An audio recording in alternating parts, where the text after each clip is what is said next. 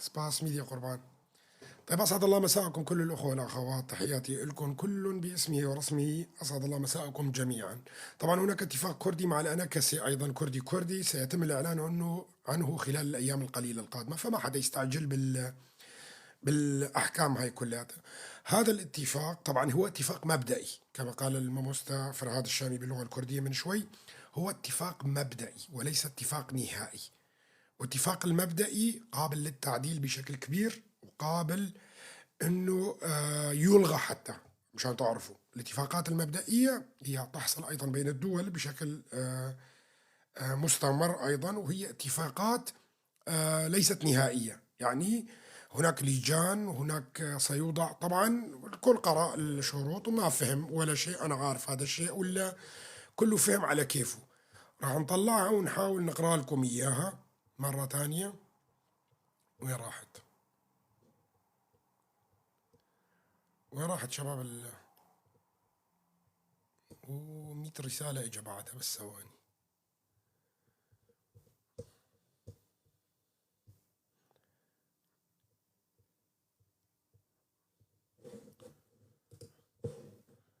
هذا هو طبعا حتى بتوقيع الجنرال نزلت، وبتوقيع أحمد الشرع. خلونا نقرأ.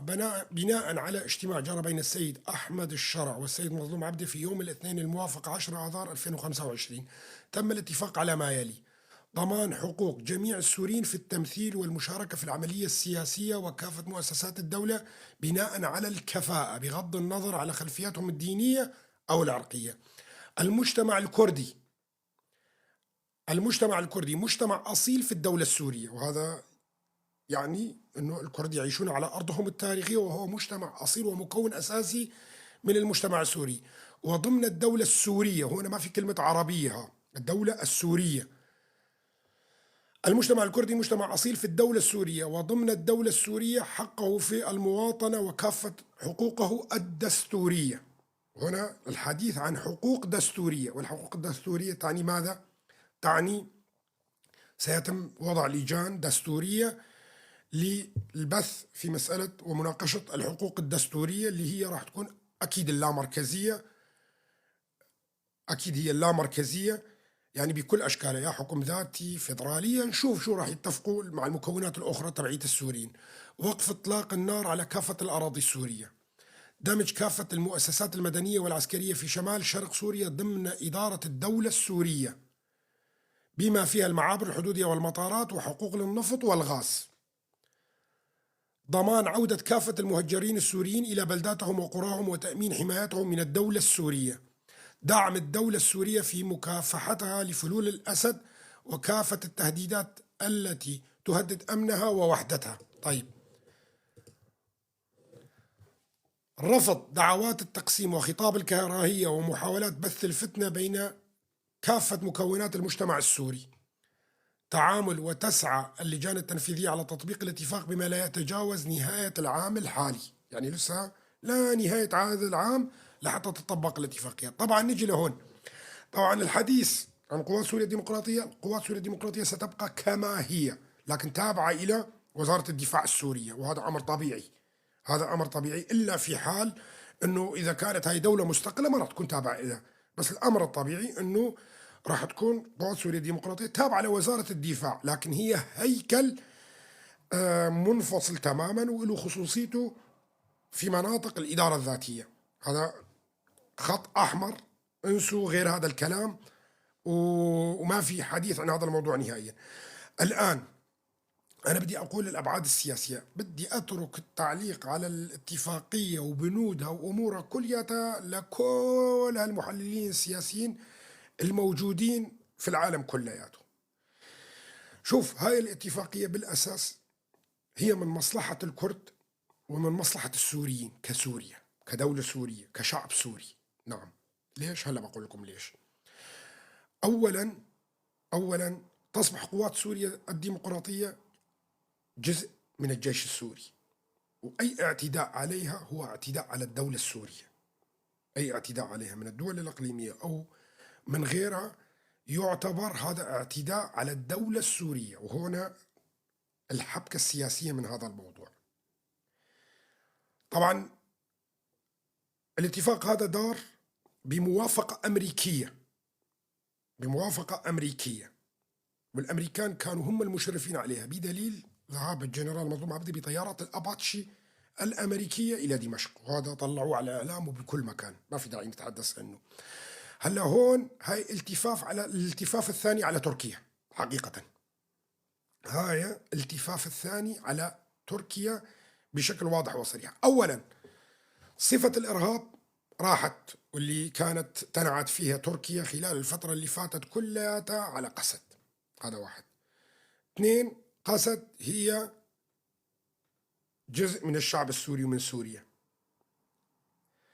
ثلاثة، أحمد الشرع يأخذ شرعية وقسد تأخذ شرعية، مصلحة هنا متبادلة. أحمد الشرع يأخذ شرعية دولية بأنه يمثل أحد القوى المحاربة للإرهاب واللي مدعومة عالميا أيضا، وبنفس الوقت قوات قسد تأخذ ضد تركيا شرعية بأنها جزء من الجيش السوري، جزء من الجيش السوري. هلا في التزامات دولية بهذا الموضوع بالقانون الدولي، التزامات بالقانون الدولي. أي هجوم الآن على قوات قسد وعلى شرق الفرات سيعتبر هجوم من دولة معادية بالقانون الدولي، يعتبر، لأنه قسد أصبحت جزء من وزارة الدفاع السورية وجزء من المنظومة العسكرية السورية بغض النظر شو شكلها. هذا واحد. الشغلة الثانية والهامة للغاية أنه رح نروح نحن على الثلاثة بي اللي تحدثت عنها خلال الفترة الطويلة اللي فاتت، وأعتقد أنه أغلبيتكم يعرف شو معنات 3 بي.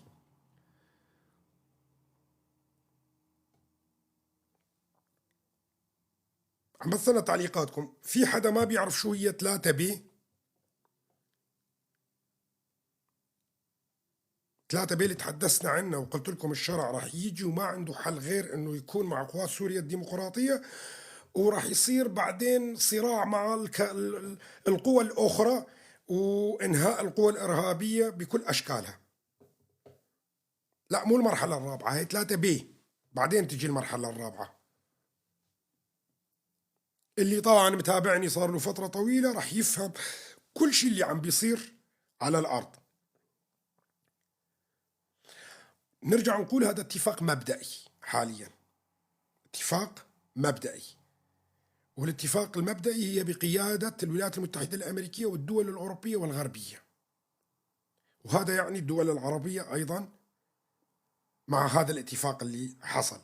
هلا شكل الاتفاق مبهم غير واضح، مشان أكون صريح، يعني ما نقدر نقول اتفاق غلط، اتفاق صح، اتفاق شو هو الحقوق، شو فيه كذا أمور لسه بدها لجان تجلس وتشرح هذا الموضوع.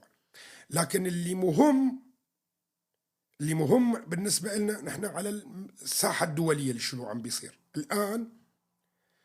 تواجد قوات سوريا الديمقراطية على أي بقعة من بقاع الأرض السورية يعتبر جيش سوري، يعتبر جيش سوري، هذا أكيد بالاتفاق، لأنه قسد أصبحت جزء من وزارة الدفاع. فهنا حتى شرعية التحالف الدولي بدعم قوات سوريا الديمقراطية ضد الإرهاب أو ضد أي دولة معادية أصبح شرعية مطلقة بالنسبة للتحالف الدولي.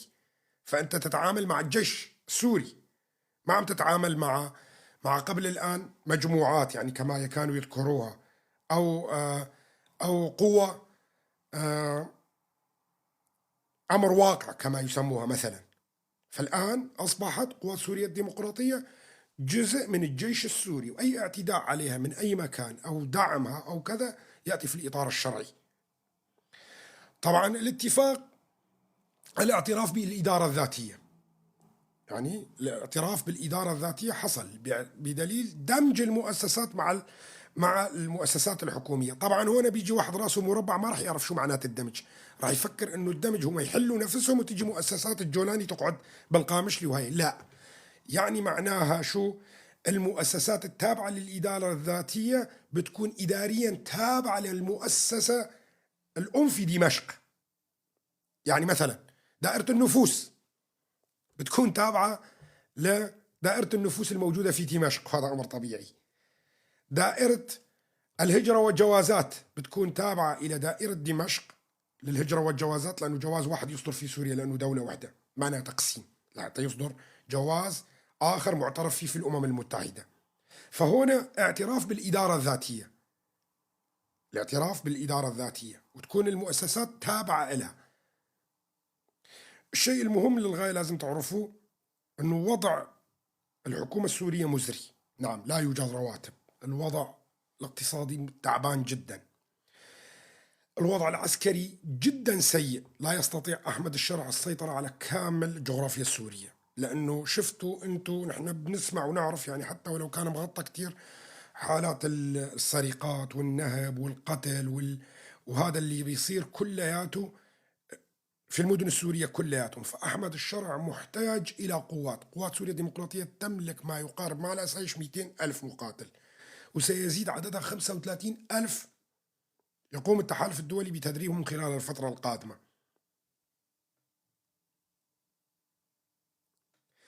فلذلك مضطر أحمد الشرع أنه يتفق مع قوات سوريا الديمقراطية. وهنا ما راح نحكي بموضوع مثل ما يحكوا السوركيين والله مضطر هداك لأنه لوينا ذراعه، ولا هذا مضطر الثاني لأنه لوينا ذراعه. لا، المصلحة مشتركة، المصلحة مشتركة للطرفين، وهي من مصلحة سوريا بالنهاية، من مصلحة سوريا كلها بالنهاية بالوضع اللي احنا فيه. هلا الموضوع الهام للغاية انه شلون بدها تنطلق 3 بي. 3 بي اصبحت قوة قسد هي جزء من وزارة الدفاع السورية، يعني الجيش السوري. في حال اي فصيل او فصائل خرجت عن طاعة وزارة الدفاع اللي هو احمد الشرع، شو بده يصير؟ من الطبيعي انه راح يطلب قوات سوريا الديمقراطية لمؤازرته ضد ذلك الفصيل اللي خارج عن القانون، صح ولا لا؟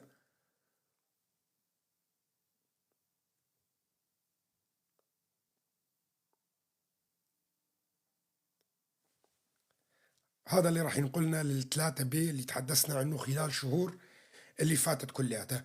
هلا حاليا راح تعمل تركيا على افشال هذا الاتفاق، لانه الاتفاق هذا مثل ما قلنا لكم برعايه امريكيه، وتم تقريبا تقدر تقول امر الطرفين، ما بدنا نقول امر الطرفين، يعني كان برعايه امريكيه ووقع عليه الطرفين ومرغمين، يعني حتى نقول حتى مرغمين بدهم يوصلوا الاتفاق، ما في مجال بالنسبه للامريكان. الامريكان يعني مين؟ يعني اسرائيل. الامريكان يعني اسرائيل، صح ولا لا؟ هلا الامريكان يعني اسرائيل، يعني خروج تركيا والمصالح الاسرائيليه الامريكيه متضاربه في سوريا، يعني في بيناتهم تاتش متضارب. حصل هذا الاتفاق طبعا بعد لقاء الرياض ما بين الولايات المتحده الامريكيه وروسيا، يعني هناك توافق روسي امريكي اسرائيلي مع هذا الاتفاق اللي حصل ما بين احمد الشرع وقوات سوريا الديمقراطيه. الخريطه السياسيه على ارض سوريا رح تتغير الان. هلا شو بده يصير؟ طبعا الدول الخليجيه من ضمنها ايضا والمملكه العربيه السعوديه ايضا. هلا شو بده يصير؟ بده يصير انه الاتراك راح يحاولوا افشال هذا الاتفاق. طبعا اصبحوا الاتراك الان في زاويه ضيقه جدا. ليش؟ اي هجوم على قوات سوريا الديمقراطيه مضطره وزاره الدفاع السوريه ايضا تدافع عنا بالمشتركين مع بعض، لانه جهه واحده. هذا هل يستطيع احمد الشرع تطبيق اتفاق وقف اطلاق النار في كل الاراضي السوريه ام لا؟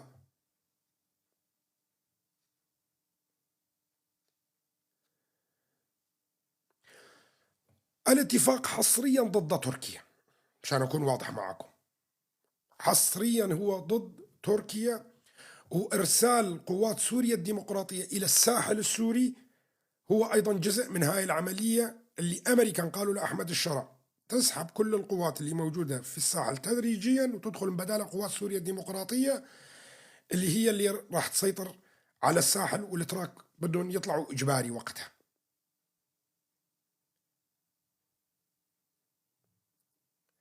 طبعا جاء أمر أيضا للأتراك بالانسحاب من بعض المواقع، فلذلك الأتراك الآن يضبون الشنط ببعض المناطق. هلا هون تذكروا من يومين ثلاثة حكيت لكم بالكردي على المرحلة الرابعة، قلت لكم الحدود اليسرى لازم تتسكر أيضا. هلا بدنا ننتظر نشوف موقف الكتائب اللي محسوبة على تركيا، شو راح يكون دورها؟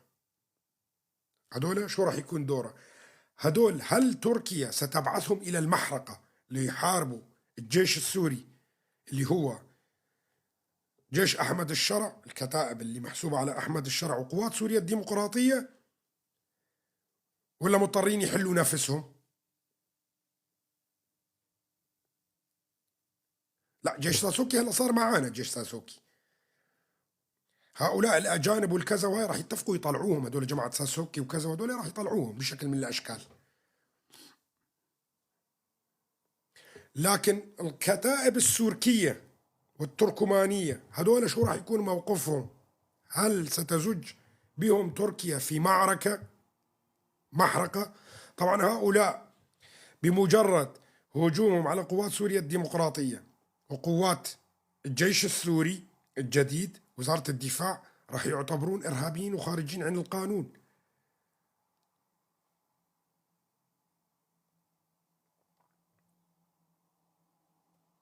فيلم هندي، نعم فيلم هندي، اللي كاتب لي فيلم هندي، نعم فيلم هندي، لصغار العقول اللي مثلك هو فيلم هندي، هو اتفاق دولي، هذا اتفاق دولي في روسيا، في أمريكا، في المملكة العربية السعودية، في أوروبا كلياته مع بعض، مع الحكومة السورية اللي حاليا يحاولوا يشكلوها. سيد أحمد الشرع هو حكومة انتقالية.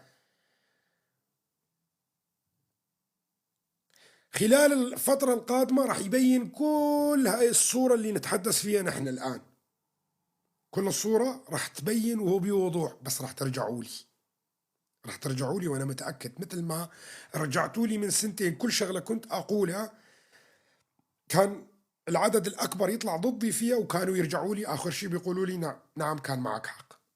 رح ترجعوا لي كلياتكم بقى مثل ما رجعتوا لي سابقا أيضا.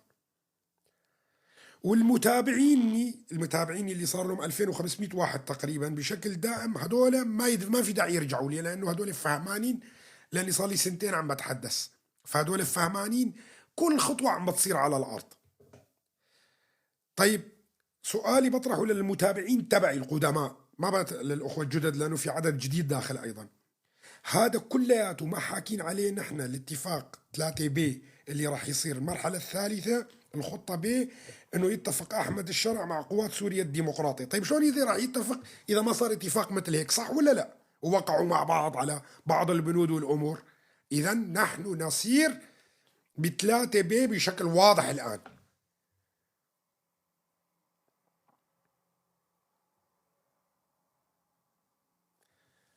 كل شيء بيصير على الارض خطوة بخطوة احنا عرفانينه ودارسينه قبل الان.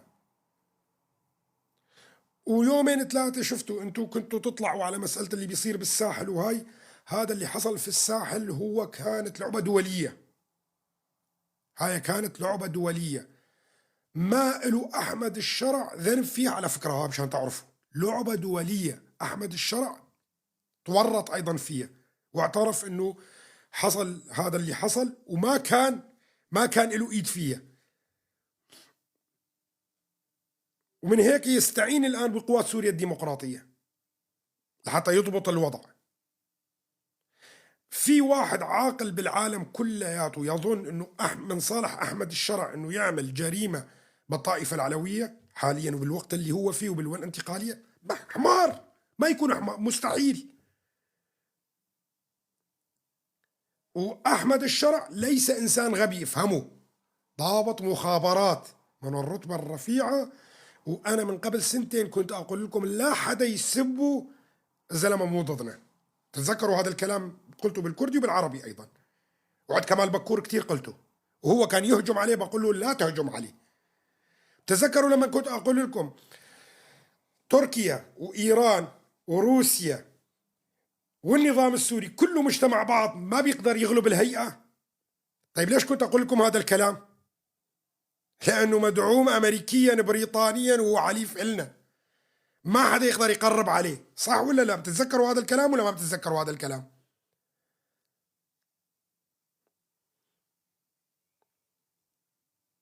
في حدا عاقل بالعالم كلياته يطلع ويقول للناس يا ناس والله يجتمع الروس ويجتمع النظام ويجتمع تركيا كلياتهم على أحمد الشرع والهيئة ما بيقدروا له؟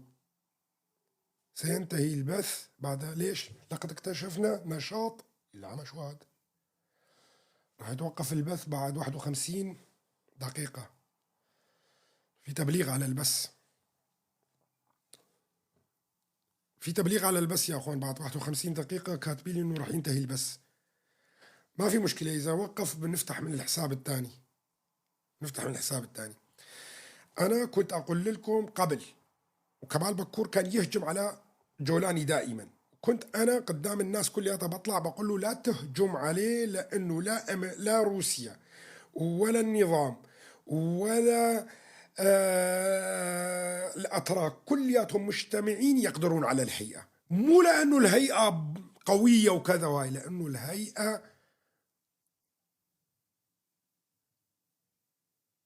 مدعومة خارجيا، مدعومة من الأمريكان ومدعومة من البريطانيين ومدعومة من إسرائيل. وشفتوا أنتوا بالنهاية مين استلم الحكم في سوريا؟ وكنت أقول لكم هو لازم يصير كله أسود، وأخذوها بالبسكليتات لدمشق. صح ولا لا؟ وقبل ما كانوا يقدروا حدا يتقدم مناطق النظام متر واحد. الآن جاء وقت أني أكشف لكم التفسيرات هاي كلها اللي كنت أتحدث فيها خلال السنتين اللي فاتت، وهي صدقوني كانت مني شخصيا يعني. كل ما كنت أتحدث فيه كانت رؤية شخصية تحليلية من نفسي، لكن وصلت للقناعات هاي كلها وجيت بكل قوة وجرأة طرحتها للناس، لأني أنا لما تكون قناعاتي قوية جريء جدا بطرحها، حتى لو تكون يعني صعب جدا أنه أي محلل سياسي أو يخرج ويتحدث بهيك مواضيع ممكن تسقطه، وليس من السهل أنك تحمل هاي الجرأة. خلونا نشوف تصريح سيدة إلهام أحمد. الاتفاق بين قوات قسد والإدارة الانتقالية السورية يأتي في سياق الأحداث المؤلمة التي يشهدها أهلنا في الساحل، وهو خطوة تهدف إلى إيقافها وإيقاف كامل العمليات العسكرية على الأراضي السورية. نأمل أن يمهد هذا الاتفاق الطريق لمصالحة وطنية شاملة، مسار عدالة انتقالية حقيقية تضمن إشراك الكرد وجميع المكونات الأخرى في العملية السياسية، وتحقق العودة الآمنة للمهجرين والمغتربين. قوة سوريا تكمن في تعددها وكفاءة أبنائها وبناتها. المتحدث باسم قسد في تصريحات القناة الثامنة حول اتفاقهم مع دمشق فرهاد الشامي: هذه الاتفاقية مبدئية. فرهاد الشامي: هذه الاتفاقية تمت بوساطة أمريكية. فرهاد الشامي: الأمريكيون طرف أساسي في هذه الاتفاقية، يعني ضمانات أمريكية، ضمانات أمريكية. فرهاد الشامي: المعلومات التي تقول أن قوات دمشق ستأتي إلى الحسكة غير صحيحة. فرهاد الشامي: من الممكن أن تنتشر قوات دمشق فقط على الحدود، ونحن بدنا إياها تنتشر على الحدود مع تركيا. فرهاد الشامي: المجلس المشكل ستحل قضية السجون. المجالس المشكلة ستحل قضية السجون. فرهاد الشامي: إحدى اللجان تتعلق الإدارة الذاتية من حيث التعليم وأوضاع الطلاب الذين درسوا اللغة الكردية. فرهاد الشامي: لا يوجد أي تغيير في ملف داعش. فرهاد الشامي: ملف داعش يبقى فقط في يد قوات قسد. فرهاد الشامي: تركيا تحشد قواتها في سد تشرين وقرقوزان منذ يومين. فرهاد الشامي: هدفنا الرئيسي هو وقف الحرب. فرهاد الشامي: هدفنا أيضا هو إعادة المهجرين عفرين وسريكانية وجريسبي إلى منازلهم وإيقاف التغيير الديموغرافي. خلونا نشوف تصريحات السيد شيار زيباري. الاتفاق التاريخي المبدئي بين رئيس سوريا الانتقالية السيد أحمد الشرع والسيد مظلوم عبده قائد قوات قسد في دمشق اليوم هو خطوة مهمة للمشاركة في رسم مستقبل سوريا، فقسد باقية وستندمج تدريجيا، وكذلك إمكانية الإدارة الذاتية في روج آفا أصبحت قائمة من خلال التفاوض واللجان المشتركة. طبعا أنتم تعرفوا شيار زيباري من هو المستشار الأول السيد مسعود البرزاني يبارك هذا الاتفاق. نرجع نعيده مشان جماعات اخواننا اللي على الفكر البرزاني اللي كانوا متشائمين يرجعوا ويفهموا الاتفاق شو هو. الاتفاق سيد هشام زيباري الاتفاق التاريخي المبدئي بين رئيس سوريا الانتقالية السيد أحمد الشرع والسيد مظلوم عبده قائد قوات قسد في دمشق اليوم هو خطوة مهمة للمشاركة في رسم مستقبل سوريا في قسد، فقسد باقية وستندمج تدريجيا، وكذلك إمكانية الإدارة الذاتية في روج آفا أصبحت قائمة من خلال التفاوض واللجان المشتركة. طبعا نفس الوثيقة هاي المبدئية تم توقيعها في عام 2003 عند سقوط نظام صدام حسين، وبعدين تشكلت اللجان الدستورية وكتبت الدستور العراقي التوافقي آنذاك واللي يسمى بدستور بريمر. نفس الشيء تماما حصل. يا شباب إذا راح اللايف، لأنه في تبليغ كتير عليه وكتبوا لي إنه 51 دقيقة بسبب التبليغات راح يتسكر اللايف. إذا راح اللايف راح أفتح من الحساب الثاني، وأتمنى إنه نكبس شوي ندعم الحساب. دقيقة بدنا نشوف عاجل. رويتر، طبعا تعرفوا انتم رويتر من أهم المصادر الحقيقية اللي أخبارها ما بتكون فيها كذب. عفوا أنا لساتني مرشح، شايفين الانفي شلون أحمر. البنتاغون الأمريكي: لا تغيير في خطة محاربة داعش، ومسألة السجون ستبقى مع حلفائنا قسد في الحرب ضد داعش، وحليفنا سيبقى قوات سوريا الديمقراطية فقط في سوريا. البنتاغون الأمريكي الآن هذول انسحاب أمريكي وانسحاب بطيخ وكذا وهاي، ما في هذا الشيء نهائيا. سباس ميديا قربان. برجع بقول من وكالة رويترز، فوتوا عليها الآن: لا تغيير، البنتاغون الأمريكي: لا تغيير في خطة محاربة داعش، ومسألة السجون ستبقى مع حلفائنا قسد فقط، وحليفنا سيبقى قوات سوريا الديمقراطية فقط في سوريا. يعني ما راح يتحالف مع الجيش السوري كلياته، لا، فقط المكون هذا اللي هو هذا دليل انه قوات سوريا الديمقراطية راح يبقى باكيت لوحده ما له علاقة بشيء آخر. فهمتوا؟ إذا البنتاغون يقول انه حليفنا الوحيد راح يكون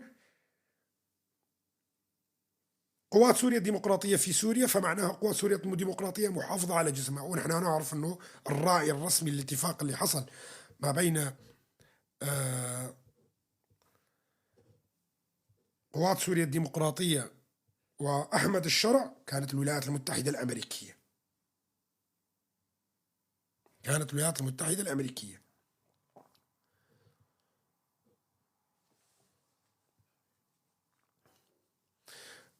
في تصريح ثاني للسيد فرهاد الشامي على القناة الثامنة حول اتفاقهم مع دمشق: هذه الاتفاقية مبدئية، الأمريكيون طرف أساسي في هذه الاتفاقية.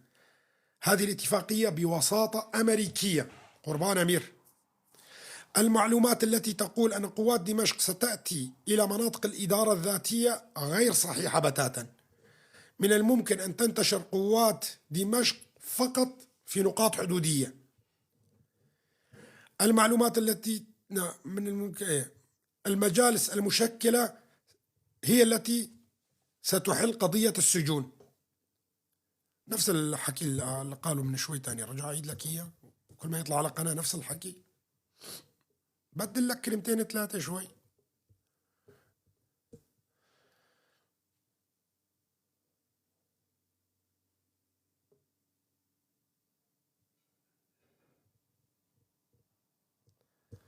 طبعا بدنا نقرأ تبع هوشيار زيباري كاملة. هوشيار زيباري: الاتفاق بين أحمد الشرع ومظلوم عبده خطوة مهمة لمستقبل سوريا وإمكانية الإدارة الذاتية في روج آفا أصبحت قائمة. يعني الإدارة الذاتية في روج آفا أصبحت قائمة. برجع بعيدة: الاتفاق بين أحمد الشرع ومظلوم عبده خطوة مهمة لمستقبل سوريا وإمكانية الإدارة الذاتية في روج آفا أصبحت قائمة. أكد السياسي الكردي ووزير الخارجية العراقي الأسبق هوشيار زيباري اليوم الاثنين أن الاتفاق المبدئي الذي تم التوصل إليه اليوم في دمشق بين رئيس سوريا الانتقالي أحمد الشرع وقائد قوات سوريا الديمقراطية قسد مظلوم عبده يمثل خطوة مهمة للمشاركة في رسم مستقبل سوريا. وقال هوشيار زيباري في تدوينه على منصة إكس أن الاتفاق التاريخي المبدئي بين رئيس سوريا الانتقالي السيد أحمد الشرع والسيد مظلوم عبده قائد قوات سوريا الديمقراطية في دمشق هو خطوة مهمة للمشاركة في رسم مستقبل سوريا. وأشار زيباري إلى أن قسد باقية وستندمج تدريجيا، وكذلك إمكانية الإدارة الذاتية في روج آفا أصبحت قائمة من خلال التفاوض واللجان المشتركة.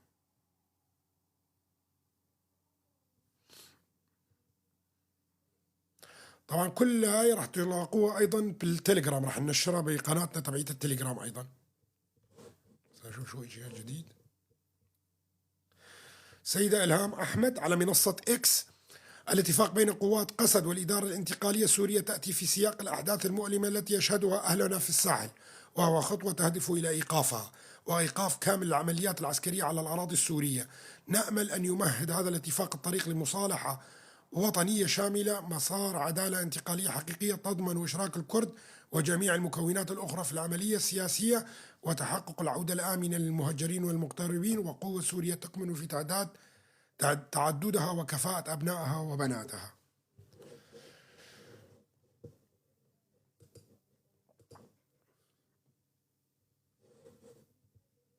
بدنا نرجع.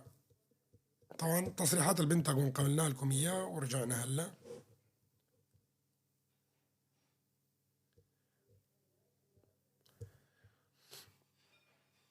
أرمينيا يونان وقبرص راح يدخلوا الحرب في تركيا قريبا وراح تكون أنا كنت مجهز حالي اليوم بدي أحكي لكم عن دول جديدة راح تدخل الحلف مع الولايات المتحدة الأمريكية وراح تكون هي قريبة من الحدود التركية أيضا، لكن هاي راح أجلها لبكرة لأنه الاتفاق اليوم حصل بشكل مفاجئ وتحدثنا عنه. طبعا أنا تحدثت لكم عن اليونان أيضا والسبع نقاط اللي الولايات المتحدة الأمريكية فتحت فيها قواعد عسكرية، منها 4 موانئ هامة للغاية جدا مقابل مضيق البوسفور ومضيق الدردنيل للسيطرة بشكل كامل على البحر المتوسط والبحر الأسود، وانهاء الدور التركي أيضا باحتكار القناتين نهائيا إن فكرت تركيا باحتكارها خلال الفترة القادمة. طبعا كنت حابب أني أتحدث عن أرمينيا أيضا، ومبارح قلت هذا الموضوع فالأخوان كتبوا لي بلغاريا، لا، أرمينيا تدخل الحلف الأمريكي ضد تركيا خلال الفترة القليلة القادمة. راح أتحدث عليها بيوم آخر، أعتقد أنه غدا راح نتحدث في هذا الموضوع. والله جماعة عصوا عندهم مشكلة صار هلا مساكين. خلونا نشوف شو عم بيكتبوا هدول. هدول الحمير لسه عم يكتبوا الجمهورية العربية السورية السوركين، ما ضل شيء عربية ما ضل عربية ما ضل جمهورية السورية. إذا السيد أحمد الشرع موقع على الاتفاقية هيك هذا توقيعه، طلع لكم إياه ولا شفتوه؟ انتوا أكيد كلياتكم شفتوا توقيعه. لسه الحمير هذول تبع السوركين بيكتبوا الجمهورية العربية السورية، عربية راح ماتت خلاص.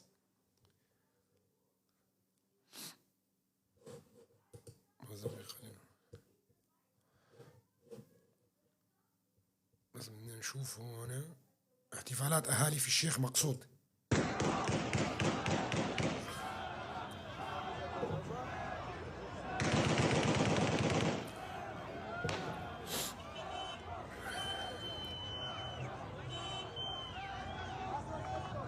الشيخ مقصود هاي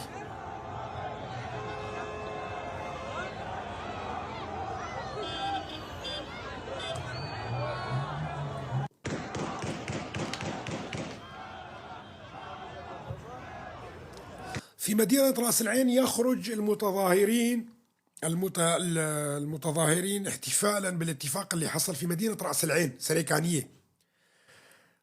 القوات التركية تفضل الاحتفال، القوات التركية تفضل الاحتفال وترجع الناس على بيوتها. شوفوا يعني مشان تعرفوا انه مين اللي متضايق من الاتفاق. بس ثواني نشوف هنا، شوف يا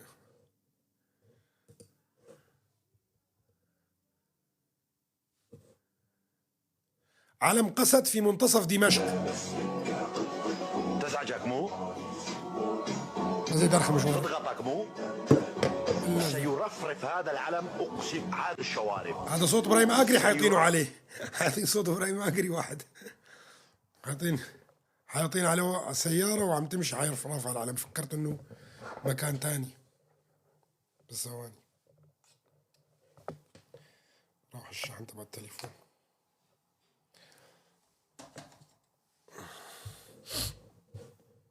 ناشر لي اياه، بعت لي اياه واحد اخ، فكرت نشر. هذا هو كل الاخبار تقريبا. فسرنا لكم التفسير السياسي بهذا الموضوع. تحبوا اسكر وتحبوا اكمل، لانه انا ما كنت ناوي افتح، بس لانه حصل.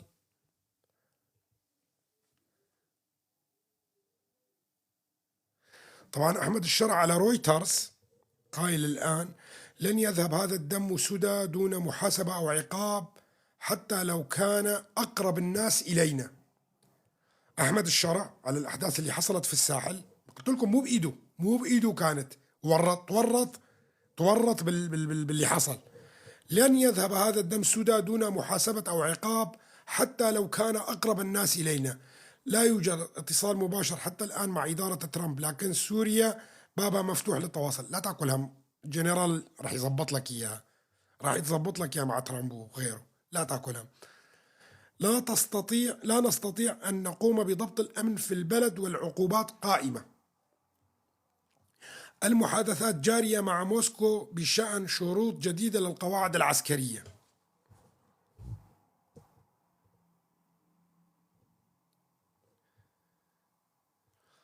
اعتقال مجموعة من العمشات والحمزات من قبل الهيئة العامة أو شو اسمها الأمن العام على خلفية الأحداث في الساحل. بلش فيهم اعتقالات.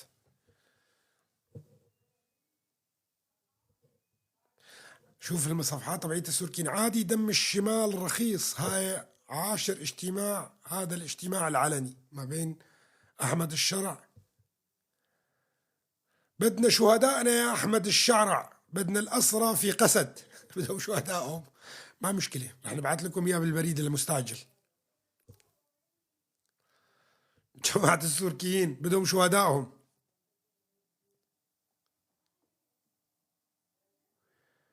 استاذ صلاح صاير اعتقالات؟ ما عندي، ما عندي علم. اعتقالات في تركيا ما بعرف. نداء إلى الجيش الوطني السوركي، طبعا هذول جماعة السوركيين: أنتم متفرقين، أحمد الشرع يذلكم وما نشايفكم. شفتوا مظلوم عبده ما يطلع قد نص جيشكم ووقع اتفاق، بتحس الدولة دولته. هاي صفحات السوركيين. الجيش الوطني يرفض قرارات أحمد الشرع ومظلوم عبده. عاجل، هلا طلع. الجيش الوطني السوركي يرفض قرارات أحمد الشرع ومظلوم عبده.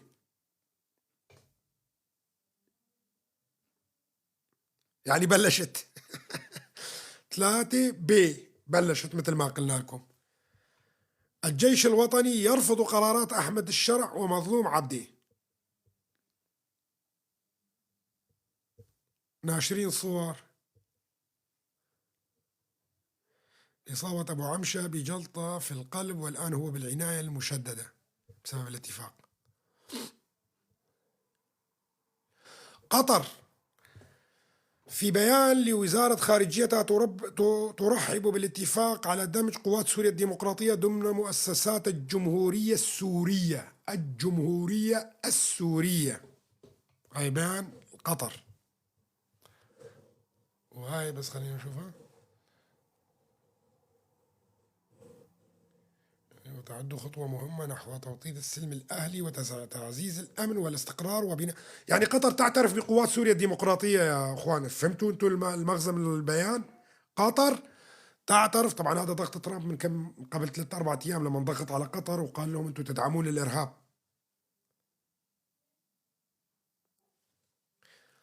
وهي اعتراف من قطر بقوات سوريا الديمقراطية. ترحب دولة قطر بالاتفاق على دمج قوات سوريا الديمقراطية ضمن مؤسسات الجمهورية السورية الشقيقة، وتعد خطوة مهمة نحو توطيد السلم الآلي وتعزيز الأمن والاستقرار وبناء الدولة والمؤسسات والقانون.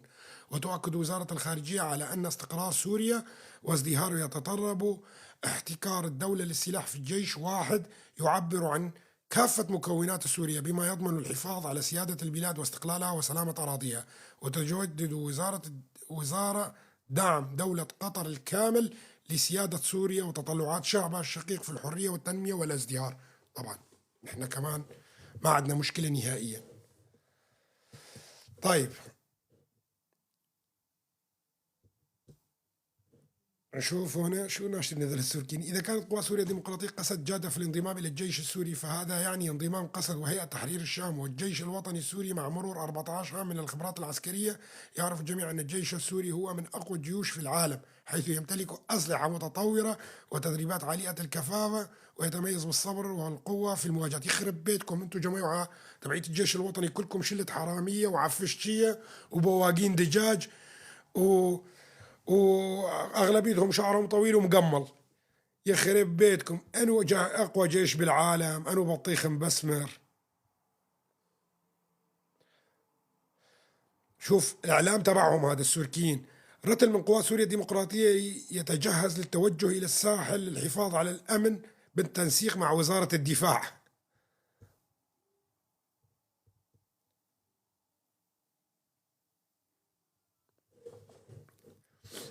راح ينجلطونا، راح ينجلطونا اقسم بالله العظيم. يا شباب عم تبعتوا لنا نفس الشغلات المكرره تبعيت فرهاد ما في اخبار كثير. شباب هذا هو الاتفاق وهي هي الموضوع كلياته.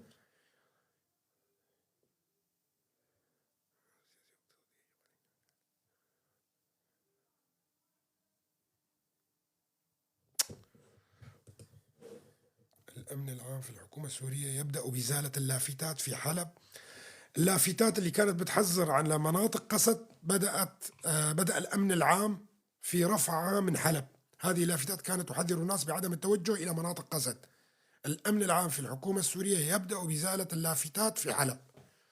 حلو.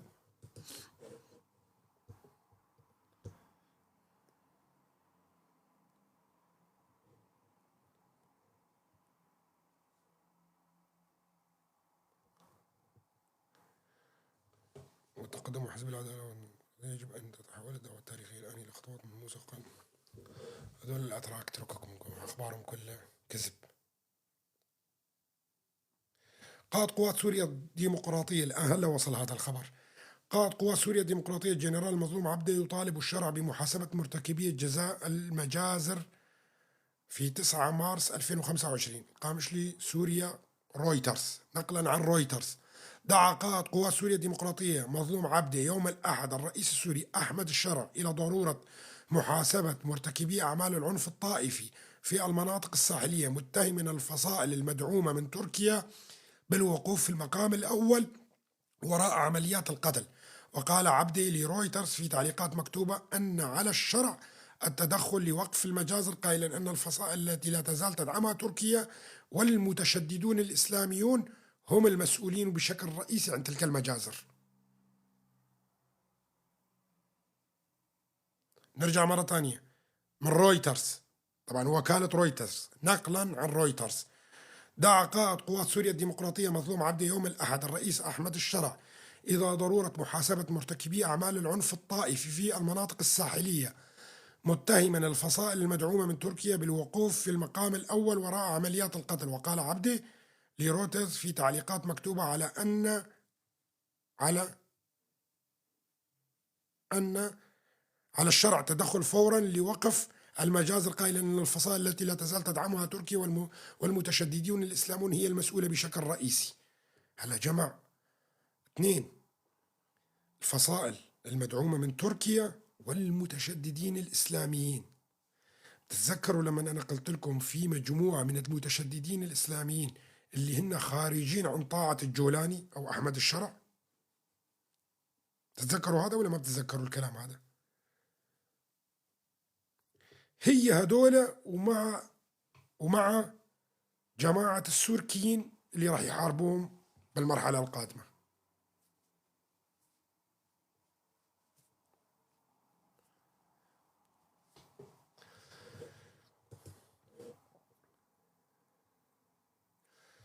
عاجل المباحثات مع دمشق تركزت على إعادة نازحين عفرين وسريكانية وجريسبي إلى مناطقهم وخروج المرتزقة منها.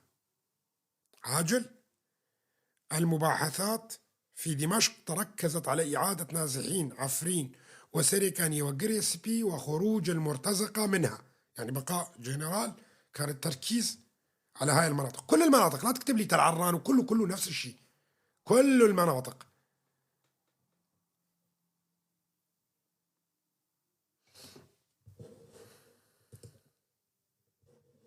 بس دقيقة نشوف هذا الخبر.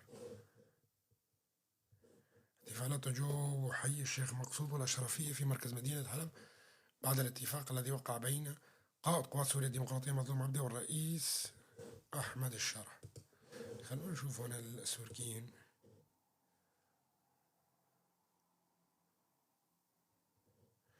مجنونين قسما بالله العظيم.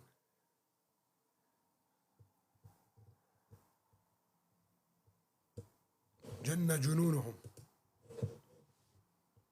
شو هاي؟ سكاي نيوز مصدر في قوات سوريا الديمقراطية لسكاي نيوز عربية: ستكون هناك عمليات مشتركة بين قسد وقوات الحكومة دمشق ضد داعش في البادية السورية. مصدر في قوات سوريا الديمقراطية لسكاي نيوز العربية: لا تغيير في مهمة محاربة داعش. مصدر في قوات سوريا الديمقراطية لسكاي نيوز عربية: المناقشات ركزت على عودة المهجرين من عفرين ورأس العين. سكاي نيوز مصدر في قوات سوريا الديمقراطية لسكاي نيوز: الاتفاق بين الشرع وعبده تم بوساطة أمريكية. تم بوساطة وضمانات أمريكية.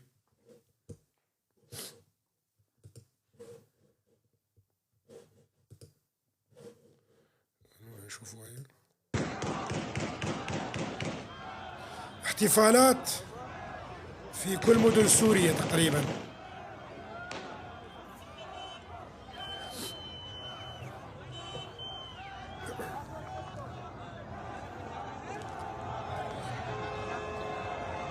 اتفاق دولي، رعاية دولية.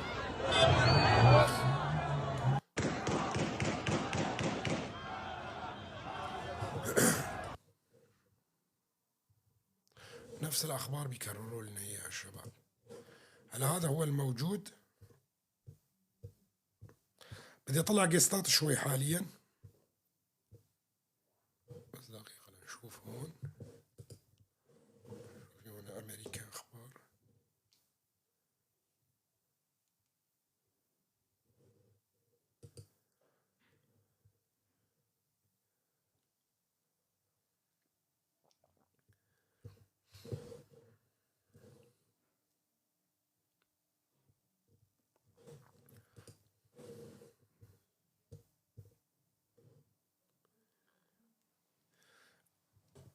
الاتفاق بين القسد والإدارة الجديدة هي مبدئية والأمريكيون طرف فيها. طبعا هي مترجم من الصحافة الألمانية.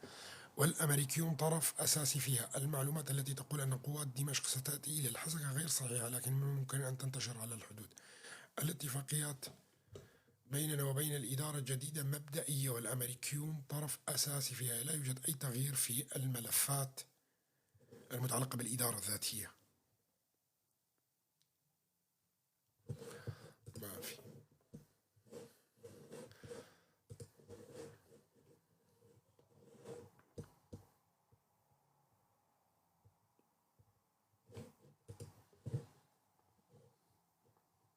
دقيقتين عاجل على صفحات السوركيين والجيش الوطني. أنقرة تعطي تعليمات واضحة لقادة الجيش الوطني بعدم الانسحاب من نقاط الرباط في 6 تشرين. أنقرة تعطي تعليمات واضحة لقادة الجيش الوطني بعدم الانسحاب من نقاط الرباط في 6 تشرين. فهمتوا؟ فهمتوا الكلام اللي كنت أقول لكم إياه من شي قبل ساعة؟ أنقرة تعطي تعليمات واضحة لقادة الجيش الوطني بالبقاء في نقاط الرباط في 6 تشرين. يعني لسه ما نقول الشغلة يجي مباشرة التأكيد عليها. عاجل. الإدارة الذاتية ستحافظ على خصوصيتها في إقليم شمال وشرق سوريا، وستكون لها لجنة خاصة في الحوار مع دمشق بشأن المناهج الدراسية والشؤون المدنية فقط. يعني الإدارة الذاتية راح تحافظ على شكلها كما هي. دقيقة وصلنا تصريح تاني. الرئيس السوري أحمد الشرع حول الاتفاق مع قوات سوريا الديمقراطية. توقيع اتفاق باندماج قوات سوريا الديمقراطية ضمن مؤسسات الجمهورية. الاتفاق جاء بعد اجتماع بين الرئيس السوري أحمد الشرع وقائد قوات سوريا الديمقراطية مظلوم عبدي. الاتفاق ينص على ضمان حقوق كل السوريين في التمثيل والمشاركة السياسية. الاتفاق ينص على أن المجتمع الكردي أصيل في الدولة وحقه مضمون في الدستور السوري. الاتفاق ينص على وقف إطلاق النار في كافة الأراضي السورية. الاتفاق ينص على دعم الدولة السورية في مكافحة فلول النظام المخلوع وكل من يهدد أمنها ووحدتها، طبعا من ضمنهم كتائب السوركيين على رأسهم عصو. الاتفاق ينص على رفض دعوات التقسيم وخطاب الكراهية ومحاولة البث الفتنة بين مكونات المجتمع السوري. الاتفاق ينص على أن تعمل لجان تنفيذ على تطبيق البنود في أجل لا يتجاوز نهاية العام. كسك جوانا لاحظان مثلا جيريلا كسبح سنكرها طفاندن نقبنا خدا شو هناك تفهم كرجمن. أما إذا هنا في أنا قراءة سريعة بالاتفاق. قراءة سريعة في الاتفاق بين السيد أحمد الشرع والسيد مظلوم عبدي. الاتفاق يتحدث عن الدولة السورية وليس عن الجمهورية العربية السورية. الاتفاق أنهى كل مطالب بنزع سلاح قسد أو وحدات حماية المرأة، وحدات حماية الشعب والمرأة. الاتفاق أنهى كل المطالب، يعني ما ضل مطالب بنزع السلاح، هذا ما في شيء اسمه نزع السلاح، أنهى هاي المطالب. الاتفاق أنهى تهمة الإرهاب التي رددها كثير في الآذان قسد وجمهور قسد. أفنا مش ورقة كليكادي. الاتفاق يتحدث عن حقوق دستورية للكرد وهذا سيتم عبر اللجنة الدستورية. الاتفاق يتيح المجال الآن لقسد لدخول مناطق الساحل. الاتفاق تم برعاية وضغط أمريكي بعد تصريحات وزير الخارجية مارك روبيو. الاتفاق تم بعد اعتراف الشرع بأن الطائفة العلوية تعرضت لعمليات قتل جماعي وأنه سيحاسب أقرب الناس إليه. وهناك نقاط أخرى سنتحدث بها بعد البيان الرسمي الذي سيصدر من قسد. نرجع نعيد نقاط هامة. قراءة سريعة في اتفاق الشرع مع الجنرال مظلوم عبده. الاتفاق يتحدث عن الدولة السورية وليست عن الجمهورية العربية السورية. الاتفاق أنهى كل المطالب بنزع سلاح قسد، يعني سلاح قسد ضل خلاص مثل ما هو، ما في مطالب بنزع سلاح قسد بعد الآن، ولا وحدات حماية المرأة ولا وحدات حماية الشعب. الاتفاق أنهى تهمة الإرهاب التي رددها كثيرون من السوريين في الأذن قسد وجمهور قسد أيضا. الاتفاق يتحدث عن حقوق دستورية للكرد وهذا سيتم عبر اللجنة الدستورية. الاتفاق يتيح المجال الآن لقسد لدخول مناطق الساحل. الاتفاق تم برعاية وضغط أمريكي بعد تصريحات وزير الخارجية ماركو روبيو. الاتفاق تم بعد اعتراف الشرع بأن الطائفة العلوية تعرضت لعمليات قتل جماعي وأنه سيحاسب أقرب الناس إليه. طبعا اعترافه هذا خطوة ذكية جدا لأنه راح يجنبوا العقوبات وراح يجنبوا مشاكل مع المجتمع الدولي. هناك نقاط أخرى سنتحدث بها بعد صدور البيان الرسمي. والله أردوغان وضعه صعب، وضعه صعب كتير، بس نستنى شوي أخبار.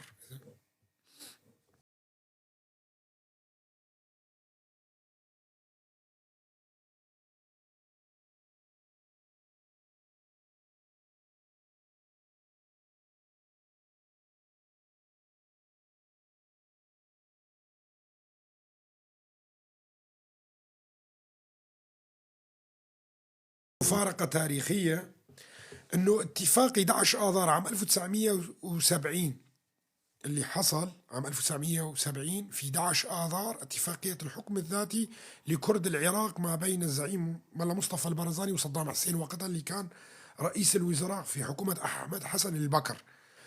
وعندنا في 10 آذار 2025 اتفاقية بين الجنرال المظلوم عبده وأحمد الشرع في سوريا.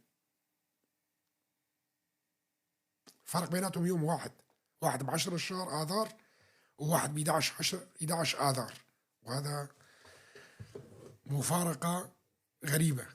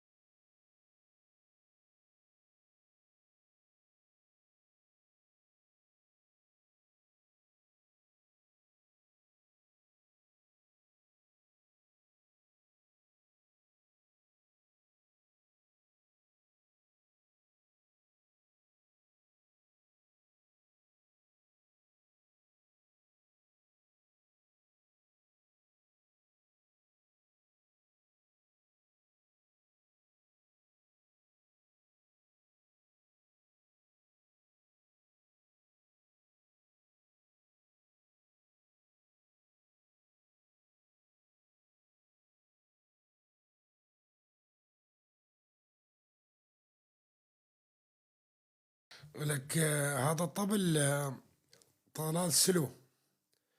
قلت سابقا وأكررها الآن، قضيت أجمل سنوات من عمري بمناطق سيطرة قسد، كان ولا يزال لي أهل وأخوة وأصدقاء هناك. قريبا سأكون بسوريا وسأقوم بزيارة الحسكة والقامشلي، والله ما راح تدخل إلا ترجع المقدوس. وانت عند بس كمال مكور قلت ليش عم يهجم علي؟ ما راح ترجع إلا ترجع قطرميز المقدوس، تجيب قطرميز المقدوس كل الباقي مسامح.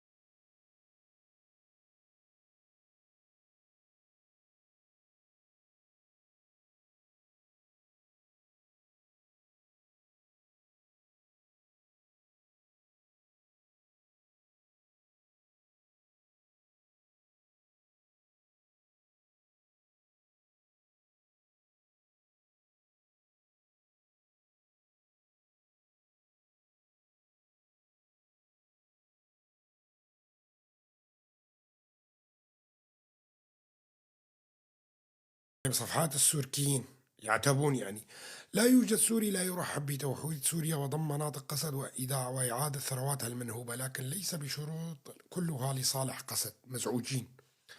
البارحة كان هناك اتفاق تركي أمريكي قسد دمشق لتولي جيش سوريا الحر سجون داعش لدى قسد، لكن لم يتفقوا في آخر لحظة، وعادت قوات التنف لقاعدتها قسد التي مولت مجلس السويداء العسكري وقتلت 100 مدني في حلب بعد التحرير خطفا وقنصا، ودعمت فلول النظام في الساحل، وسرقت ثرواتنا على مدار 10 أعوام في الوقت الذي كنا نموت 1000 موتة لنجمع تبرعات لإجراء عمليات جراحية لمريض في الشمال يتم الآن مكافأتها. الدخول ككتلة واحدة للجيش، 50% من النفط والغاز بيدها. دمشق لا تتدخل بأي تعيينات في مناطقها. يرفع علم الثورة فقط على المؤسسات الحكومية في مناطقها. لماذا كل هذه البنود عامة وغامضة في الاتفاق؟ هل الشعب قام بثورة لأجل أن يكون شريك في أي قرار سيادي ولا يعرف ماذا يحصل؟ خلال اليومين القادمين ستنكشف تفاصيل أكثر من الاتفاق. هذا مشروع ضد ثورة الشعب السوري ويعتبر خيانة لدماء الشهداء. والله مساكين. والله أنا أقول لكم مو 50%، مو 50%، أنت غلطان. 70% لقسد، 30% فقط للحكومة المركزية، فقط 30%.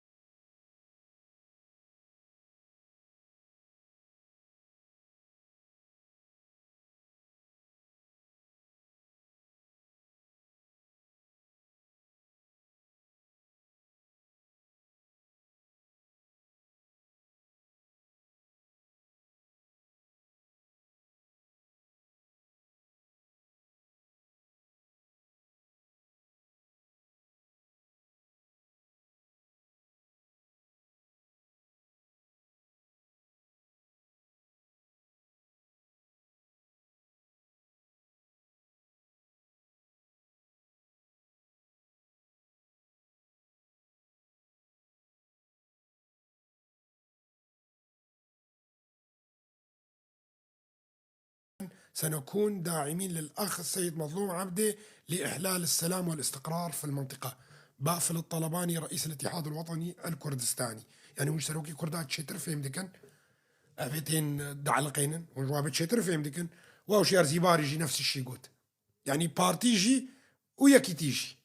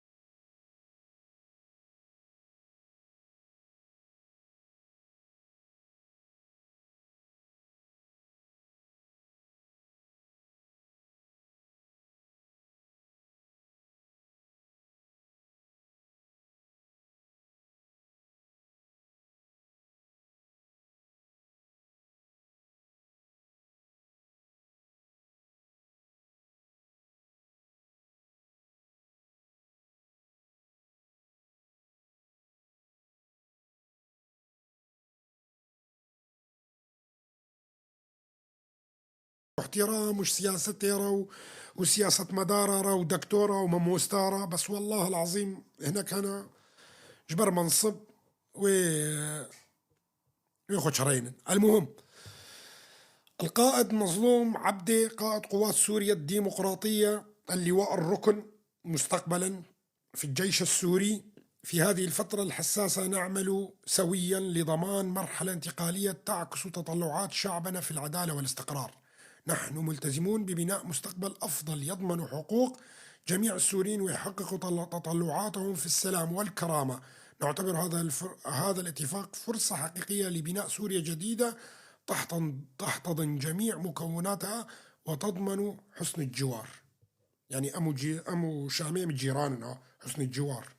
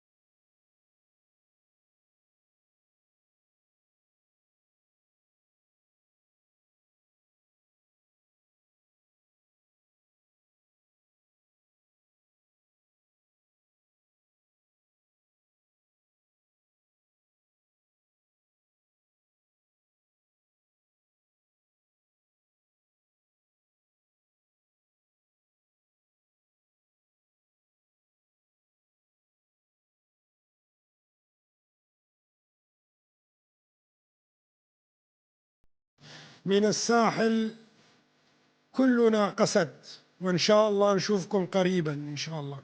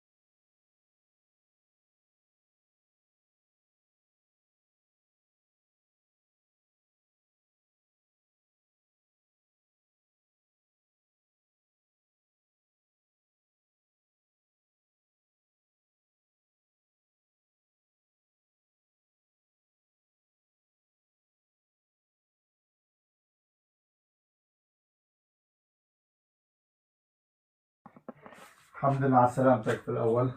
الله يسلمك يا رب. حبيت نبارك لشعبنا على الاتفاقية، وحبيت نقول لك إنه نحن كلنا ثقة بقيادتنا، ونحن ورا قيادتنا، وما كان عنا أي يوم شك بقيادتنا. وهذول اللي عم يطلعوا بينقضوا بالاتفاقية بنقول لهم اصبروا شوي لحتى يتبين خيط الأبيض من الأسود. لا تستعجلوا وتطلعوا على المنصات وتفضحوا حالكم وتفضحونا. خليكم شوية، استنوا شوية حتى يتبين لكم كل شيء. خليهم يعووا مثل ما بدهم، وهاي لا بيسروا ولا بيزودوا والله ولا بينقصوا شيء. أول ما نزلت الاتفاقية وشافوها وطلعوا بدأوا يطلعوا على المنصات ويتبكبكوا ويشتكوا لك. لشو؟ لمين عم تشتكي؟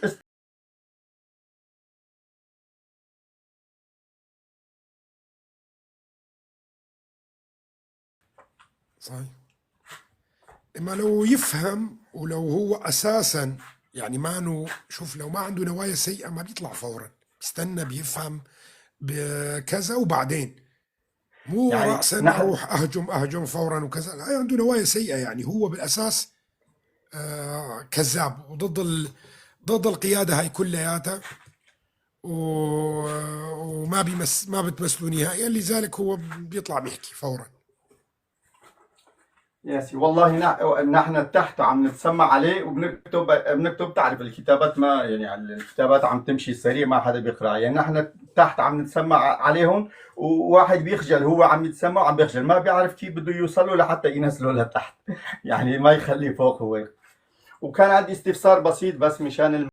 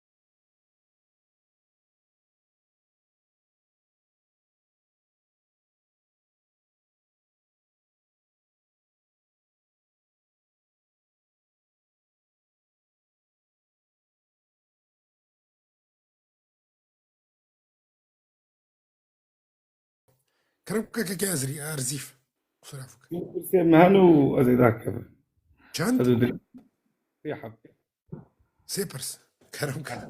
كرسي مهان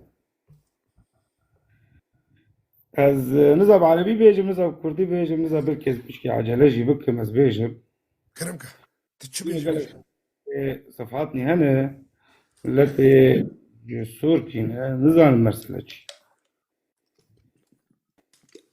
حتى سوري كش كسك دكن سوريا شو كش كسك بسرعة منو تاكش زربة أري وساحل شو أنا كان ساحل جالس يوم في الرياض ساحل جدا سوا فريا مكتنا تيدا فرزا من هابي جنو وناتا فين كرجمن بس يا نهاس ساحل ساحل أمريكية قوتها وني تسليمي قصد كن ساحل ما بوستا كام تكارم في باري كش راجل موس آه يكجح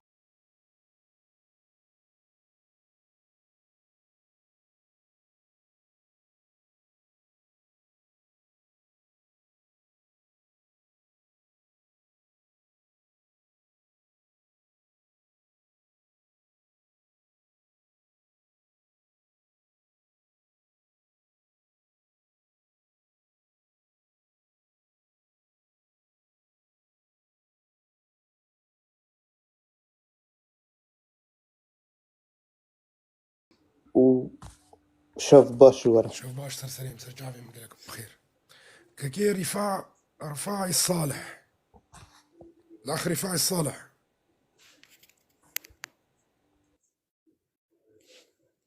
الأخ رفاعي معانا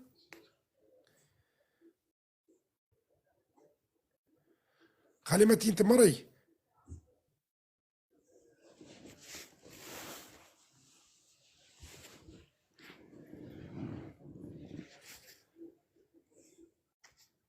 بس بدوري درت تشتنا الجمع تشتنا بس ولو بحجز زركتم خاص داخل كي الهادي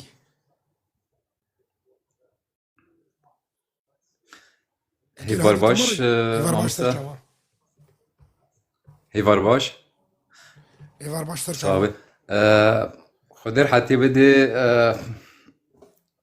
خدر حتى بدي تاجي وانا كي جميج از قلت انا وكم از شكردي عفريني ما صراحة بدون انا تقريبا از قلت هذا كم لي واكن ج في اويتا وانا كبر كيفي ما جيتي وبر ما بتكن الوضع اسكي أنا متابع بيه برسكم بزحمة بونس حرحال باتش تاجي بلي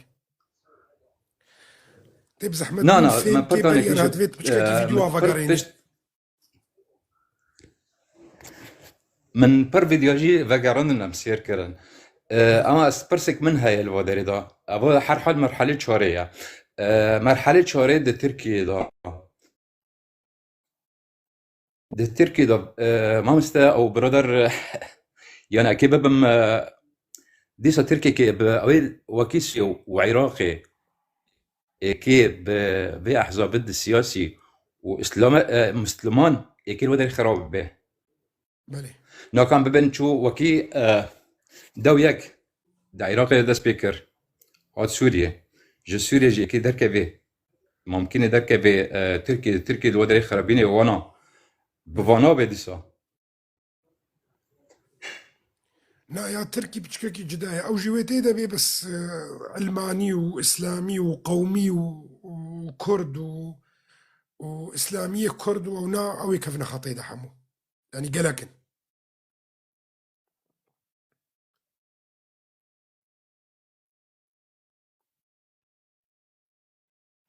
قوميتي تركي وعلوي دشت هنا قشت كان كده سبير كنا بس مسلمانة يعني من توقع ذيك توقعي من انه بدسي مسلمانة راديكال مسلم الودري هنا كيس رفا او كرامة أو جزء واكد رجايك كي مجي اشتهايا بلي بيرن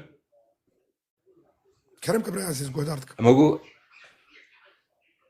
رجايك مجي هاي دما هنا كي بس يتدرد كافي جبو يعني مساعد كانوا نجي سير بسيط فردر دكان وشورا دكان وشورا نارنجي دكان تجي عجز به فاقتراح كما هي زبم للسر صفحة تليجرام أو بكي كوجن رويت كي دار كافي تبري بنفساتك كي سر صفحة تليجرام أو بكي وبزماني كرمانجي أم بيشتغلن هنا كيش مارج كي تشتري جبو يعني انزعاج تشينابن باشا صار جافا مكاري صار تليجرام جيب نازلين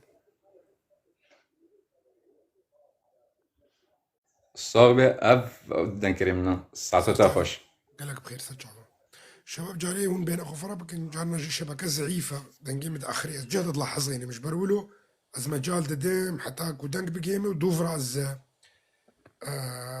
جو از برسيفي بدم كاكي كوباني كرمكا شوف باش ما مستد شوي شابا سر شابا قوة بجبوته وسركتن بجبو ما تبدأ صعبي والله قلتني ما قندتنا بو بس من شر قلت بس هذا جياب وسي حزار ودسدي أنا كوا حزار بين سدي حزار يعني حزار حد شون فريانيا معنا تين حسين دوفرا بتشن الفايدي دحسن معي حزار وحرسيت حال بالي دائما ولو دائما يعني قلقة دائما أري والله ما مستهوله وسكالك سباسيات كم شفته ما يخش سرعة شابا سلامات سرعة شابا قلق خير وش كافردوس كرمكا شب باش ما مسته تشاوي باش إن شاء الله شباش حمو تما شوينا مارو ما مسته براسي يعني تشتي إيرو بيو أم جالك سر بلندنا بركا شوشتي فعم كر بس نوايا وقتها قلتي هافو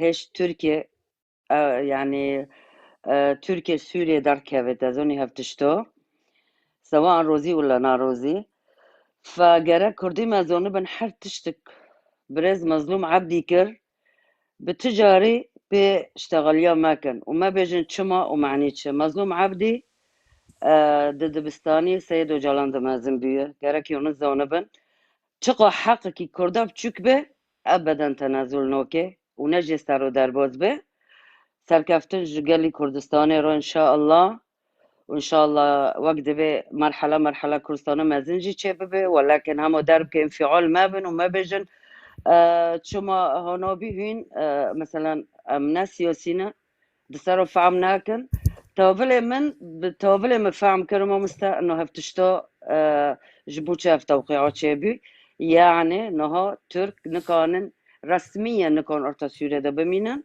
يعني غصب عني خو جرك در كافن هفتشتاجي بخويني شاهدي ما طبعا ام تجاري جبير ناكن خوينا شاهدي ما ان شاء الله جيوات جنتي تاف وبلندو مازن ان شاء الله إيرو وقتی دولتی عالمه تبدا هاتن دستی خو کردن دستی ما هوا بخوینه شهیدی ما بخوینه زاروکت ما خوشکو برای ما ما مستا وجبری ویجی تاگوت از تأکیدا زور سپاشتر و ما مستا وقتی تاگوتی برحلو که واره سید احمد الشرعي دستی خو دستی قصد ده ای اوه جه بغازه یاردمیه جه بغازه وفعلا جوابي ما مستا وبتمنى بس دي سؤال بيجم حر تشتك ودي برز مظلوم كر بدوني هين لوي تشتنو بنرن جتشم بندنا جتشي يذكري سر توقيعكن وانت غفتكم بدوني ببين معنيتش تأكدوا تماما مستحيل سر حقيق كردو تنازل كه وزور سباجوا قشكارا ورحمل شيدي ما قشكابه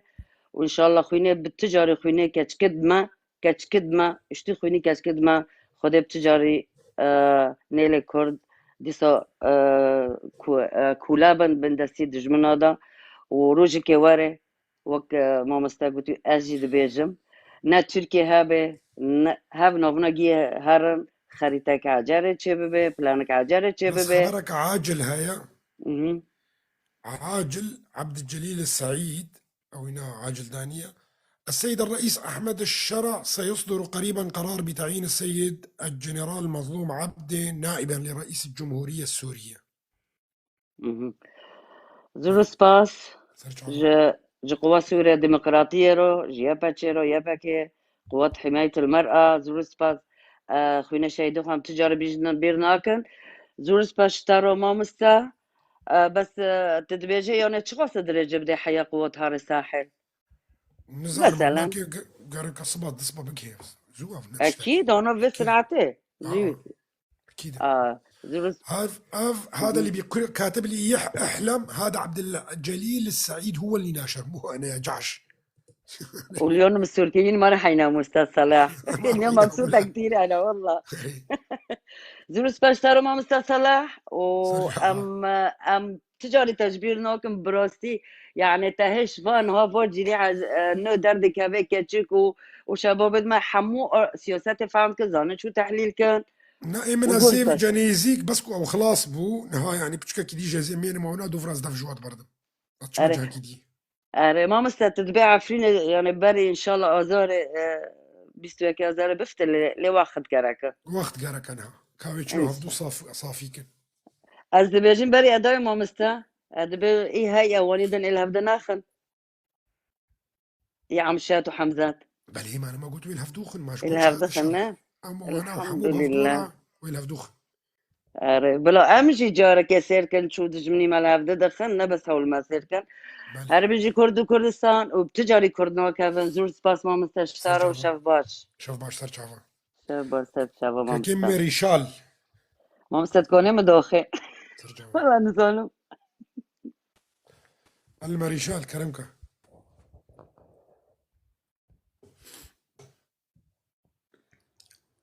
دنقيت نينا دقاقة بس دقاقة.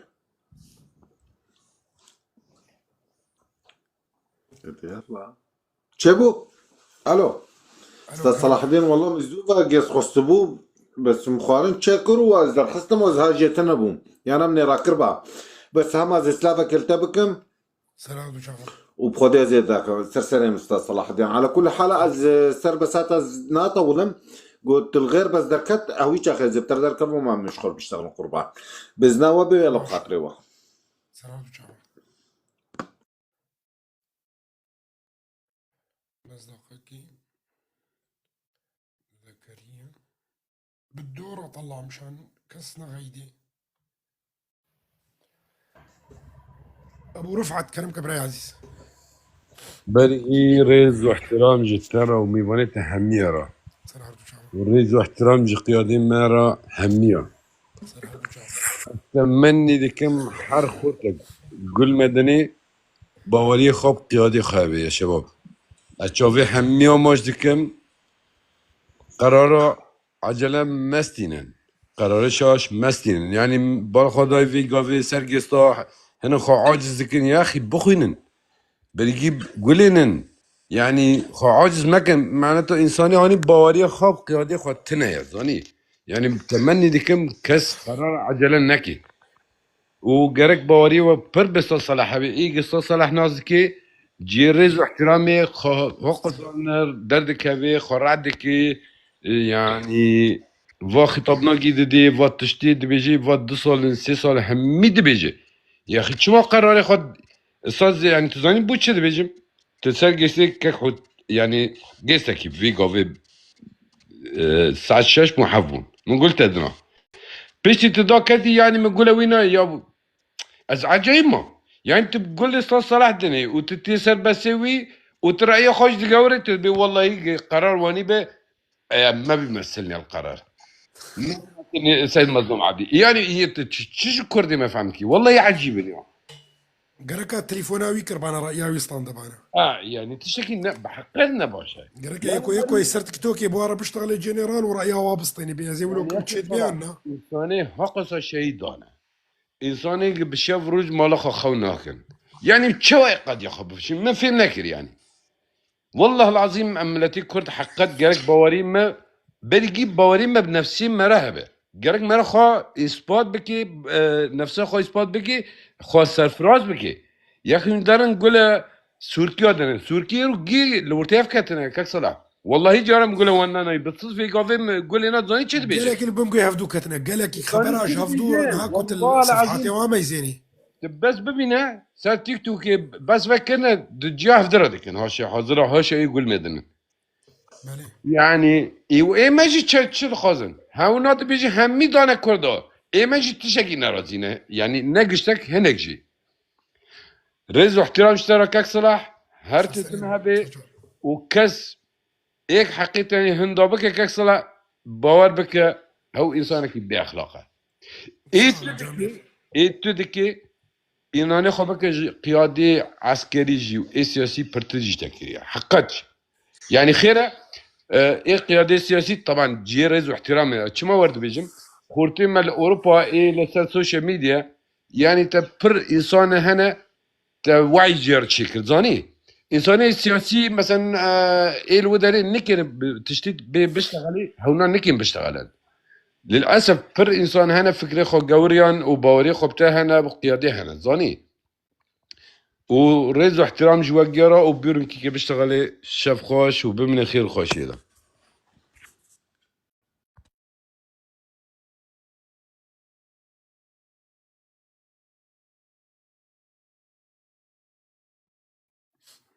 باشا عزات الفري عزات رقم يك دينا عزات الفر دينا رقم يك خويا في حساب زودة من فكرية كاك صلاح ريزا حسابي احترام وياك شلون مرتين ميفاني ترى ازيدو كبم سرسري بيجي مسرجعوا كرد بيجي كردستان بيجي استاذ صلاح سرسري مسرجعوا ريزا قالك احترام بخير شلون ميفاني هميارة صار هردو جاوا قالك سباسكك يا ابو رفعت عشيرة بروس كرم كبري عزيز ميفار باش تا ايوار وميفانيتا باش بجناخل بر شهيدا طويل الرحمة قديل شهيدي كرد وكردستاني بي وشهيدي قصتي بي ومستلم البشر باني بلندو برقياداتي ما مصطفى الله دركت ما ابتشتي تشي ببريد صال يعني تقش قوتي تقورو كي بيبركي جولاني ساحرو نجي وقهارد قويتا شورد جي وقد حيجي البريد يعني هرتش بلا آه بس آه وهرب بيجي جماعات يقشيرو بخاطري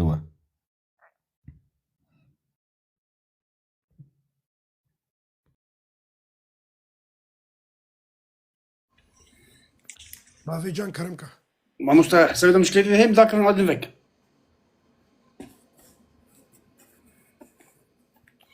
براي عزيز كرمكه ايفار باش مرحبا جوارا مرحبا سرجعوا ما مستر صلاح اوشا تخوش وياي سجعت الكريم از كمي ما في جنها بتكي زي دابو سلمى درمان بربو هاي مجابو وجزنا تخوشي برسك مثني هي كرمكه انا تركو شو وضعي ويا انا في دقيق والله وضعي زفته اشترى في وضعي قال لك زفته وتحميل بيرميشن يوم درجة بدني لا درزيه اكيد بس صبا زي بحساوي التركي كمان هناك حلقه صبر راسيد اولا بس كتب داويش ده كتب لا يحب كنا راح ادبو ازنه كتب دي زبقر يوم بلي حموش يرو فكر تقريبا وانا سر يوتيوب ده تشي كبيره ما او حلقه سر يوتيوب هي وحلقه عزي بنزل مسار يوتيوبي اي تمام مسار يوتيوب تخش جواي هذا شيء بخش سرجع كيكي زكي مساء صلاح ان شاء الله بخير الله بالخير حبيبي ابو خليل بس سوي كتم بس خلي الاخوه مشان الدور ما يزعلون شاب باشكك صلاح اختم عندك شاب باش ترجع از بي تشارجر بتاع دار تيم دي سال نيف كده از عفرين حرم بلكي بتنوع كاك صلاح اكيد تشتكي براي خربيجم تشتكي توري بها دنيا دا زاروكن بسري سي زاروكا من اكيد تشتكي ترب تربيجم از داي انا خذ وقتي كده كبر ابو الماني كان شويغ auf meine drei Kinder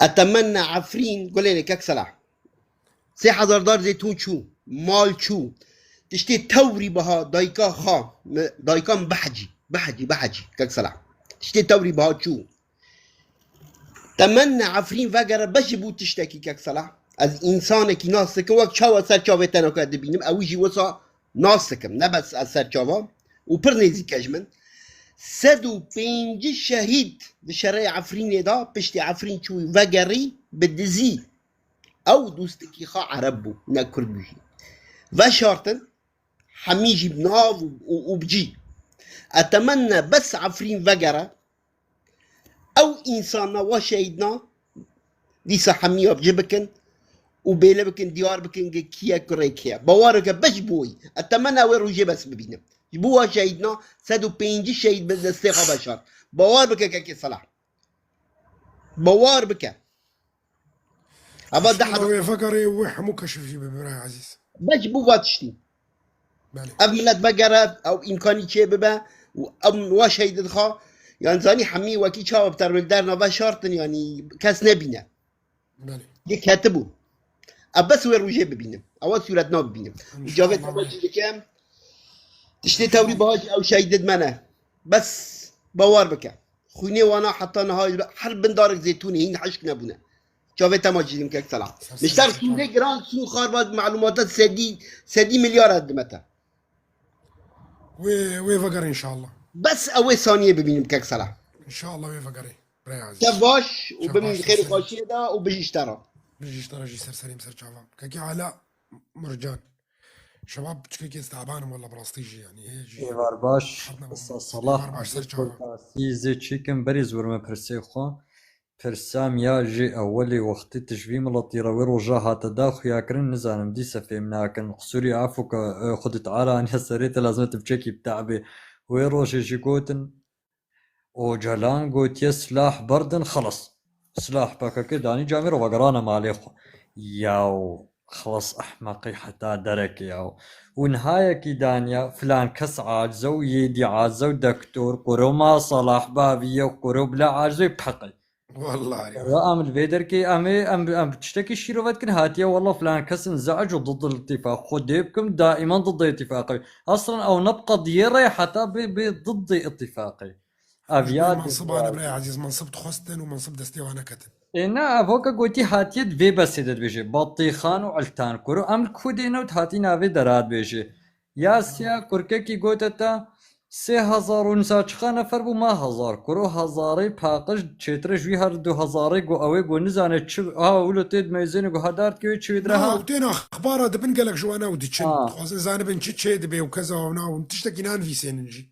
وفنا جماعتي فايدينا ونا حمو خاص زانب فين بكن تشي بويا وتحليلا من اثر اتفاقي وديتشن واغلبيه خوش جماعتي وايدينا فبوكا قوتي يعني بتمنى اف شعبي ما اف ملطي ما يعني رئيس واحترام نبرز واحترام جارنا فيمكن يعني نبي فلان كس اوجان جو باكا روجاتي فقراما نقو والله مظلوم هي مظلوم شامين هاتي جاميرا جو روجابا فروتن كرودك هبلا طارق هري مالي بقي مالي اموي الويدي اللي شبيرنكن يعني وهلا كان في واحد عم يسب ابو مغترب ابو خليل يعني انتم مو متعودين على واحد يكون بس بيناتكم بس واحد شريف يعني متعودين كلكم ضلوا هديك المزبله يعني بلا مؤاخذه خلي واحد شريف يطلع بيناتكم يا زلمه يعني ما نشوف واحد شريف نتمنى ابجي تشو ازيد خوازم تبيني صار زمان تعفرين وسري كاني وقت دمك كنت تتشاود بيني وساعات خوش بلي براي هشام فكر يوتيوب حلقة مداني قوراغا شاراب كردي اري تي برسيفي كامل بيني بس بشكاكي دريجة او فيديو المشكلة هناك كامل ديني تبيني صار عفريني وجريسبي او شريطي حدودي حموي نافي قوراغا شارايا مشكلة هناك رئيس وسلاف خديت على اني سريت وخدي لازمت في مراتي بدي فيهم كريم جاب شرانجي بي دقرين وافي خل خدن وافي باكن لازمه وهزار عليك خبواتكم اي باش سلام سرچاوا حبيبي كردي كركوك فرموا برايكم شو باش مامۆستاجان شو باش سرچاوا بەڕاستی مامۆستا ئێمەی بەڕاستی ئێمە تەلەبەی تۆین